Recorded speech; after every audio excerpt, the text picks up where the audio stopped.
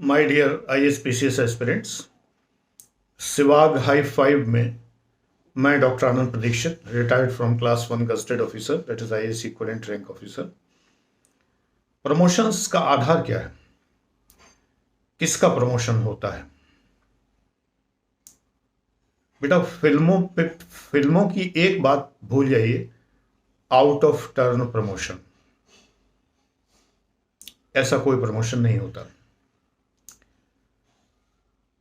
ठीक है, होता टर्न से ही है।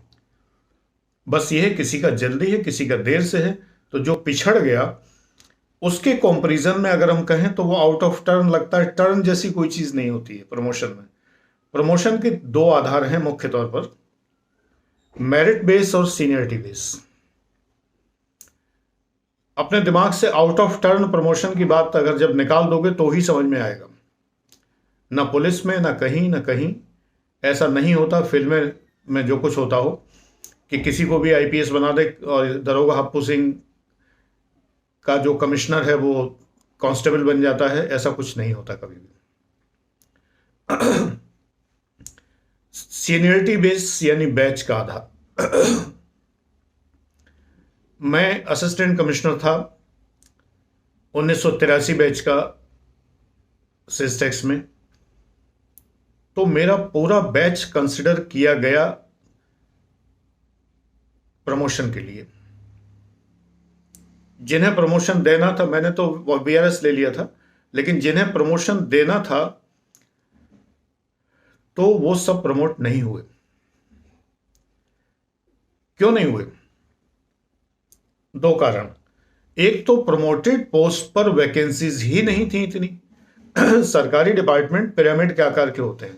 जो लोग पब्लिक एड पढ़ते हैं वो जानते हैं, इसको पिरामिड कहा जाता है, त्रिभुज। तो ऊपर वैकेंसीज कम होती चली जाती हैं।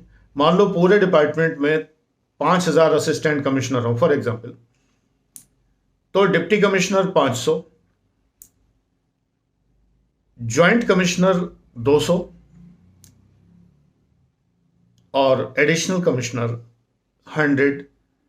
सपोज अगर ये रेशियो है तो पिरामिड बन गया। सबसे ऊपर एक कमिश्नर, केवल ओनली वन, पिरामिड हो गया। एक इसके नीचे, इसके नीचे, ऐसे करके।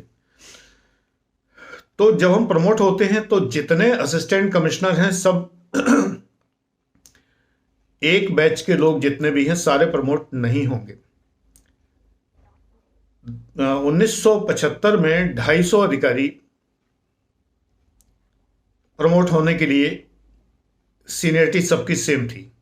इमरजेंसी बैच था, बिना ऑप्शनल के PCS का एग्जाम हो गया था।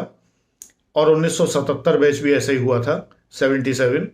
करीब करीब 200 250 अधिकारी चुने गए थे। इसलिए हम लोगों को प्रमोशन बहुत लेट हुए, क्योंकि हमारा बैच था 83। तो वो लोग जब प्रमोट होने के लिए हुए तो पूरा बैच 250 का, आधम का कि हमें प्रमोट करो। अब असिस्टेंट कमिश्नर को प्रमोट करने के लिए उतने ही डिप्टी कमिश्नर की वैकेंसी भी तो होनी चाहिए। अब मान लो कि डिप्टी कमिश्नर की वैकेंसी है 50, ऊपर वैकेंसी कैसे पैदा होती है? या तो लोग रिटायर हो जाएं या नौकरी छोड़ के चले जाएं, जो कि बहुत कम होता है। उस पोस्ट पे जाके, प्रमोटेड पोस्ट को छोड़ के कौन जाएगा उस समय, कौन लेगा उन्हें? लेकिन डेपुटेशन पे चले जाएं, किसी और नौकरी में चले जाएं और वहीं के होके रह जाएं। कभी कभी ऐसा भी होता है। और या फिर उनकी आकस्मिक कोई मृत्यु हो जाए। तो जो वैकेंसीज खाली होती हैं, लेटरल एंट्री इनमें नहीं होती है हमारे डिपार्टमेंट में या बहुत सारे डिपार्टमेंट में, यानी सीधे वहां नहीं आते। डिप्टी कमिश्नर सीधे अपॉइंट नहीं होता। तो पूरा बैच सामने है, तो अब उसको कैसे देखा जाएगा? तो उनमें से पिछले 5 साल का रिकॉर्ड देखा जाता था कि उनकी एंट्रीज कैसी हैं, यानी उनको हर साल जो अप्राइजल मिला है वो कैसा है, यानी उनके कर्म कैसे रहे हैं, ये देखा जाता है। जो बेस्ट ऑफिसर्स हैं उनको सेलेक्ट कर लिया जाता है। अगर बहुत ज्यादा हैं तो इंटरव्यू भी लिया जा सकता है। इस काम के लिए DPC होती है।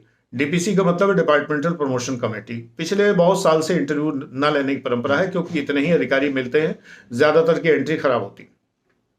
और कभी कभी बॉस दुर्भावनाग्रस्त होकर भी एंट्री खराब करते हैं, और कभी कभी जानबूझकर भी ACR खराब करते हैं, जिससे कि प्रमोशन के समय दिक्कत ना आए। नहीं तो अगर सबकी ACR अच्छी हुई तो प्रमोशन के समय दिक्कत आएगी, किसको प्रमोट करें किसको ना करें, ये सब राजनीति भी चलती।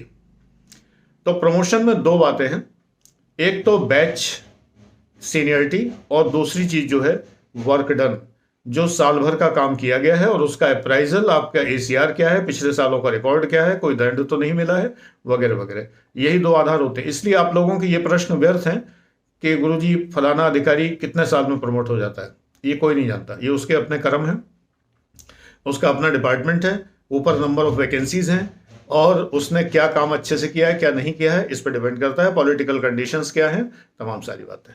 Thank you.